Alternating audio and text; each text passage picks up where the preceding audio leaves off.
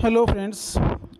आज के इस सेशन में हम बात करने वाले हैं एक बहुत इम्पॉर्टेंट बीमारी की, एक बहुत कॉमन डिजीज़ की, जो कि एक स्किन डिजीज़ है, जो त्वचा रोग है। उसका नाम है सोराइसिस। ये बहुत कॉमन डिजीज़ है और आम तौर से लोगों में दिखने को मिलती है। ये क्या होता है, किस तरह का इसमें जो है सिम्टम्स होते हैं, कैसे इसको मैनेज करें, इसके बारे में आज हम बात करेंगे। तो यहाँ हम देखते हैं कि सोराइसिस जो है एक chronic autoimmune skin disorder है। जो सोराइसिस है एक ऑटो इम्यून डिसऑर्डर है। ये कोई किसी तरह का कोई बैक्टीरियल या किसी वायरल कोई इन्फेक्शन नहीं होता। ये एक ऑटो इम्यून स्किन डिसऑर्डर है जो हमारी इम्यूनिटी की वजह से होता है। इसमें क्या होता है कि जो त्वचा पर लाल, सूखी, पपड़ीदार, या हम उसको स्केली कहते हैं, स्केली चकत्ते टाइप के जो है पैचेस बन जाते हैं। और ये एक नॉन कंटेगुअस रोग है, एक ऐसी बीमारी है, संक्रामक रोग नहीं है। मतलब ये है कि अगर किसी को सोराइसिस है तो उससे ये रोग किसी को फैलता नहीं है। जब शरीर की इम्यून सिस्टम की कुछ डिफेक्ट से जो स्किन की सेल्स हैं वो ही ख़त्म होने लगती हैं या उनके ऊपर जो है एक बैड इम्पैक्ट पड़ने लगता है, तो उससे क्या होता है कि जो स्किन की जो सेल्स हैं वो बहुत तेज़ी से बढ़ती हैं और स्किन पर एक मोटी परत बनने लगती है। तो यहाँ हम देखें कि जो सोराइसिस है इसके कुछ प्रकार हैं, जैसे कि प्लेक सोराइसिस। ये सबसे सामान्य है, मोस्ट कॉमन डिजीज़ है प्लेक सोराइसिस। इससे क्या होता है, स्किन पर मोटे लाल धब्बे जिन पर सिल्वर वाइट स्केल होते हैं वो बन जाते हैं। दूसरा है गटेड सोराइसिस। इसमें छोटे लाल धब्बे जो स्मॉल रेड पैचेस बन जाते हैं, जो कि आमतौर पर गले, हाथ, पैर और धड़ पर दिखते हैं। वहीं एक इन्वर्स सोराइसिस है जो कि त्वचा की सिलवटों में, जैसे कि बगल, कमर और जो प्राइवेट पार्ट्स हैं जनानांगों के पास में, एक चिकनी लाल चमकदार स्किन सी जहाँ बन जाती है, ये इन्वर्स सोराइसिस होती है। एक होता है पस्ट्यूलर सोराइसिस। इसमें सफ़ेद मवाद से भरे दाने, पस्ट्यूल्स जो है लाल, जो स्किन पर दिखाई देते हैं। वहीं एक है एरिथ्रोडर्मिक सोराइसिस। ये भी एक डेंजरस, एक गंभीर प्रकार है जिसमें पूरे शरीर की त्वचा लाल हो जाती है और इसमें जलन और खुजली होती है। यहाँ थोड़ा सा हम देखें कि सोराइसिस का जो कारण है वो क्या है, सोराइसिस क्यों होती है। एक कारण तो इसका हो सकता है जेनेटिक, आनुवांशिकता। यदि परिवार में किसी को ये बीमारी है तो इसके होने की संभावना बढ़ जाती है। वहीं इम्यून सिस्टम डिसफंक्शन, अगर जो बॉडी है हमारी उसकी इम्यूनिटी अगर जो है अपनी ही स्किन की सेल्स को अटैक करने लगती है, इसकी त्वचा की कोशिकाओं पर हमला करने लगती है, तो भी जो है ये सोराइसिस हो जाती है। कुछ इसके ट्रिगरिंग फैक्टर्स हैं, जो ट्रिगर करने वाले कारण हैं जिसकी वजह से ये तेज़ी से होती है, जैसे कि स्ट्रेस, तनाव, सर्दी का मौसम, संक्रमण जैसे गले में स्ट्रेप्टोकोकल इन्फेक्शन। कुछ दवाएं भी हैं जिनकी वजह से सोराइसिस हो सकती है, जैसे कि बीटा ब्लॉकर्स, लिथियम, और स्किन इंजरी, कट लगना, सनबर्न, ये सब इसमें सोराइसिस इसकी वजह से हो सकती है। इसमें कॉमन तो स्ट्रेस भी है, स्ट्रेस की वजह से बहुत सारी बीमारियां होती हैं। सिम्टम्स क्या हैं इसमें, लाल खुजली वाले पपड़ीदार चकत्ते एक पैचेस बन जाते हैं और स्किन का जो फटने लगती है और इसमें से ब्लड आने लगता है। नाखून मोटे हो जाते हैं और टूटने वाले हो सकते हैं, उनके अंदर भी जो एक वाइट कलर का जो स्केल से भर जाते हैं। सोराइटिक आर्थराइटिस भी हो सकती है, जोड़ों में दर्द हो सकता है। वहीं इसका कुछ इलाज भी है। इसमें जो इलाज है वो कॉर्टिकोस्टेरॉइड्स, क्रीम, विटामिन्स और एनालॉग्स वगैरह चलते हैं, और फोटोथेरेपी इसमें दी जाती है। तो ये सब इसमें कुछ दवाइयाँ इसमें भी चलती हैं। और इसको जो कम करना, अगर इसको ठीक करना चाहते तो क्या करें, तो तनाव कम करें, मॉइस्चराइज़र लगाएं, हेल्दी डाइट अपनाएं। तो ये है। हालांकि जो सोराइसिस है इसको पूरी तरह से ठीक नहीं किया जा सकता, लेकिन सही इलाज और लाइफ स्टाइल से इसको कंट्रोल कर सकते हैं। तो ये तो एक जनरल इंट्रोडक्शन हुआ। और अब इसको हम देखते हैं कि कैसे, आपने देख रहे हैं यहाँ पर हाथों पर ये स्केली जो है, जो स्किन हो जाती है यहाँ पे, सिल्वर टाइप की स्किन हो जाती है और ये एक पपड़ी सी जम जाती है। या नाखून के अंदर, नेल्स के अंदर आप देखें, हाथों पे देखें कि स्किन इसकी छूटने लगती है। वहीं जो स्काल्प है, जो सर में भी इसका जो सोराइसिस होती है, ये इस टाइप का ये दिखता है सोराइसिस। यहाँ हम देखें कि मैंने आपको बताया कि सोराइसिस क्या है, एक chronic autoimmune skin condition है जो कि that causes cells to build up rapidly on the surface of the skin. Skin के सरफेस पर सेल्स जो है बहुत तेज़ी से बनती हैं, एक्स्ट्रा सेल्स जो हैं। उससे क्या होता है कि जो क्यों होता है basically, it results from an overactive immune system. अगर कोई जो इम्यून सिस्टम ओवर एक्ट करने लगता है, जो कि ट्रिगरिंग एन इन्फ्लामेटरी रेस्पॉन्स उससे शुरू हो जाता है, इसकी वजह से ये सोराइसिस हो सकती है। मैंने आपको बताया कि सोराइसिस जो है कोई नॉन कंटेगियस स्किन डिसऑर्डर है। इससे क्या है कि इसमें कोई संक्रामक रोग नहीं है, इसकी ये किसी से फैलता नहीं है।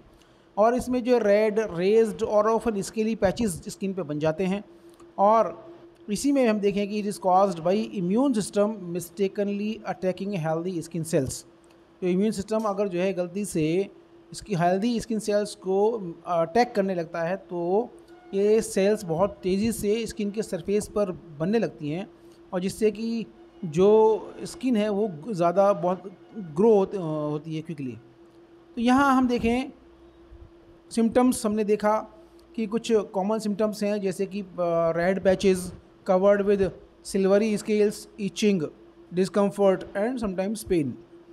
टाइप भी हमने देखे, plaque psoriasis, guttate psoriasis, pustular psoriasis. Triggers factors हमने देखे कि certain factors and can exacerbate psoriasis such as stress, infections, injuries to the skin, medications, smoking and alcohol consumption। Genetic factors भी हैं, जिसमें अगर किसी पर्सन को अगर है परिवार में, तो उसको सोराइसिस के होने के चांसेस ज़्यादा रहते हैं। डायग्नोसिस इसका हम कैसे करते हैं, बहुत इजी है। इसको देखें तो टिपिकली जो diagnose through physical examination of skin, nails and scalp. In some cases skin biopsy might be required. तो ये डायग्नोसिस इसका कर सकते हैं। यहाँ इस टाइप का आप देखें कि जो जेनिटल ऑर्गन्स हैं, जो प्राइवेट पार्ट्स हैं, वहाँ इस टाइप का रेड कलर के बैचेस बन जाते हैं। नाखून के अंदर, नेल के अंदर जो है स्केल्स बन जाते हैं। और यहीं हाथों पे आप देखें कि जो पाम हैं, हथेली पर भी जो इस टाइप के रेडनेस और स्किन जो है डिग्रेड होने लगती है। यहाँ आप देखें कि स्काल्प में क्या है कि वाइट कलर के जो है इसके जो स्केल्स बनने लगते हैं सर पे भी, और इसी वजह से ये स्किन ग्रो होती है। कहीं रेड कलर के भी पैचेस बनने लगते हैं। तो ये सारा इसमें स्काल्प सोराइसिस है। अब मेन इम्पॉर्टेंट है ट्रीटमेंट क्या है। मैंने जो इसको जो लेक्चर या वीडियो बनाने का पर्पज़ किया है, जिससे कि एक अच्छा ट्रीटमेंट आपको मिल सके, क्योंकि आम तौर से सोराइसिस का ट्रीटमेंट बहुत से लोग ठीक नहीं कर पाते हैं। हालांकि मैं सेल्फ मेडिकेशन को प्रमोट नहीं करता। आप इसको ट्रीट करने के लिए किसी अच्छे फिजिशियन से, कंसल्टेंट से या स्किन स्पेशलिस्ट से सलाह ज़रूर लें। यहाँ मैंने आपको बताया कि there is no cure, psoriasis का कोई इलाज नहीं है, लेकिन various treatments aim to manage symptoms and control flare ups. क्योंकि जो ट्रीटमेंट्स हैं ये सिम्टम्स को मैनेज करते हैं, कंट्रोल करते हैं, इसको ज़्यादा बढ़ने से रोकते हैं। इसमें कुछ टॉपिकल क्रीम्स, इसमें light therapy, phototherapy, oral medications and biologics, ये सब लेना होता है। कुछ इसमें लाइफ स्टाइल मैनेजमेंट का भी नीड है। अगर लाइफ स्टाइल मैनेजमेंट कर लें तो भी सोराइसिस को कंट्रोल किया जा सकता है। इसमें अवॉइडिंग ट्रिगर्स जिसकी वजह से सोराइसिस हो रही है उसको अवॉइड करें, maintain a healthy life style and using moisturisers और हम क्या करें, जहाँ भी सोराइसिस है हाथ वगैरह में है तो उस पर मॉइस्चराइज़र उसको यूज़ करें। हम यहाँ पे गोले का तेल वगैरह भी इसमें यूज़ कर सकते हैं, जो है कोकोनट ऑयल आपने देखा है काफ़ी स्किन की कंडीशन में यूज़ होता है। यहाँ कुछ इम्पैक्ट क्या है कि psoriasis not only affects physical health but can also lead to emotional distress due to its visible nature, क्योंकि ये दिखता है। जो सोराइसिस जो है इसके जो होता है किसी पेशेंट को, तो ये स्किन के ऊपर दिखता है, और इस दिखने की वजह से क्या है कि ये इमोशनल डिस्ट्रेस भी ये कॉज करता है, इससे इमोशनली भी जो है प्रॉब्लम होती है। तो यह potentially affecting self esteem and quality of life. Then comorbidities, इसमें क्या psoriasis associated with an increase risk of developing other conditions like psoriatic arthritis, cardiovascular diseases and diabetes. अगर सोराइसिस को ट्रीट ना किया जाए तो फिर इससे क्या है कि ये कुछ रिस्क बढ़ जाते हैं, जो कि सोराइटिक आर्थराइटिस हो सकती है, पेन हो सकता है जो जॉइंट्स में जोड़ों में जो है, और कार्डियोवास्कुलर डिजीज़ हो सकती हैं, डायबिटीज़ हो सकती है। क्रोनिक नेचर जो है psoriasis tend to be chronic condition with periods of flare ups and remission. जो है ये बहुत लंबे टाइम तक ये रहती है। तो ये मेन जो इम्पॉर्टेंट चीज़ इसमें है जो मैं आपको बताना चाहता हूँ कि इसका ट्रीटमेंट कैसे लें। ये फॉर्मूला जो है इसमें कैसे लेना है, इसमें बहुत ज़्यादा मेडिकेशन की ज़रूरत नहीं होती।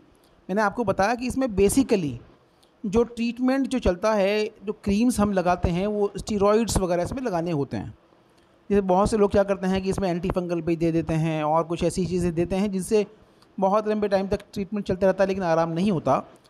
तो यहाँ हम बात करें क्रोनिक प्लेग सोराइसिस की, तो यहाँ देखें कि ये टैबलेट मिथोट्रिक्सेट 15 मिलीग्राम, इसको लेना है आपको 1 टैबलेट वंस अ वीक, या हम इसको किसी डेज़ में उसको देख लें कि जैसे हमने इसको थर्सडे को लिया। वहीं दूसरा एक हमें लेना होता है इसमें कोलेकैल्सिफेरोल विटामिन डी, जो कि इसकी एक टैबलेट हम एक हफ्ते में एक बार ले लें, ये सेम वंस अ वीक, इसको फ्राइडे को ले लें। तीसरा टैबलेट फॉलिक एसिड 5 मिलीग्राम, ये भी हमें वंस अ वीक लेना है, 1 tablet once a week like Saturday. तो हम तीनों टैबलेट को हम ले लें, मिथोट्रिक्सेट 15 मिलीग्राम थर्सडे को, cholecalciferol 1 tablet once a week Friday को, और फॉलिक एसिड जो है 5 मिलीग्राम ये सैटरडे को ले लें। वहीं हम एक ऑइंटमेंट हम इसमें यूज़ करें, clobetasol plus salicylic acid 6%, clobetasol plus salicylic acid 6%। मैं कोई ब्रांड का नेम नहीं बताऊंगा क्योंकि मैं किसी ब्रांड को प्रमोट नहीं करता। तो यहाँ आपको इसको BD बिस इन डाई, तो इसमें दिन में 2 बार इसको लगाएं कम से कम अफेक्टेड एरियाज़ पर। वहीं अगर जो है सर में या स्काल्प में सोराइसिस अगर है तो उसमें कंडीशन में क्या करेंगे, सर के लिए क्लोबेटासोल 0.5%, सैलिसिलिक एसिड 3%। ये इसका लोशन आता है मार्केट में, बहुत सारे लोशन आपको मिल जाएंगे। इसमें टॉपिसोल अच्छा एक लोशन है, टॉपिसोल भी है, तो 3% और रेशमा आता है, 3% भी आता है, 6% भी आता है। इसको भी हमें क्या करना है कि सर में कम से कम 20 इन डाई ट्वाइस अ डे, दिन में 2 बार यूज़ करना है। तो ये पूरा ट्रीटमेंट इसका है कि एक बार जो 3 टैबलेट्स हमें लेनी है, मिथोट्रिक्सेट, कोलेकैल्सिफेरोल और folic acid once a week, एक दिन बाद में जो है। हमने मिथोट्रिक्सेट लिया है थर्सडे को, तो कोलेकैल्सिफेरोल फ्राइडे को ले लें, फॉलिक एसिड को सैटरडे को ले लें। और इन ऑइंटमेंट में अगर जो है हाथ में, पैरों में या बॉडी के किसी पार्ट में सोराइसिस है तो हम इसको क्लोबेटासोल और प्लस सैलिसिलिक एसिड का कॉम्बिनेशन में 6% जो ऑइंटमेंट है उसको हम यूज़ करें। वहीं अगर सिर में अगर सोराइसिस है तो यहाँ पे एक लोशन जो आते हैं, क्लोबेटासोल और 0.5%, सैलिसिलिक एसिड 3% जो है स्काल्प या हेड के लिए ये यूज़ कर सकते हैं, जो है दिन में 2 बार दोनों चीज़ें। तो ये जो ट्रीटमेंट इसका अच्छा ट्रीटमेंट है, इसको आप किसी अच्छे स्किन स्पेशलिस्ट से कंसल्ट करके इसको आप ले सकते हैं। यहाँ एक चीज़ और ध्यान रखने की है, it is important to consult a medical professional for accurate diagnosis and personalized treatment recommendations if you suspect you have psoriasis और एनी अदर स्किन कंडीशन। कई बार क्या होता है कि हमें ये पता ही नहीं होता है कि सोराइसिस है या कोई दूसरी स्किन डिसऑर्डर है, तो इसके लिए क्या है, अगर हमें इसको ठीक से हम समझ नहीं पा रहे हैं कि कौन सा डिसऑर्डर है क्या है, तो इसके लिए हम किसी अच्छे जो मेडिकल कंसल्टेंट हैं, मेडिकल प्रोफेशनल हैं, उससे हम कंसल्ट कर लें आज एक एक्यूरेट डायग्नोसिस के लिए, उसके बाद इसका ट्रीटमेंट स्टार्ट करें। तो ये सोराइसिस का ट्रीटमेंट है। इसको देखें, सोराइसिस एक बड़ा डेंजरस डिजीज़ है, कॉमन डिजीज़ है, आजकल आसानी से ये लोगों में मिलती है, तो इसको आप देखें। और दूसरा, कुछ लाइफस्टाइल चेंजेस भी करें, मॉइस्चराइज़र का यूज़ करें, गोले का तेल लगाएं, कोकोनट ऑयल लगाएं, और ये मेडिसिन लें तो आपको डेफिनेटली जो है आपको इससे आराम मिलेगा। और इसके बाद में आप इसी तरह की जो वीडियोस को देखने के लिए चैनल को सब्सक्राइब भी कर लें, और जिससे कि आपको नॉलेजेबल वीडियोस मिलती रहें। धन्यवाद।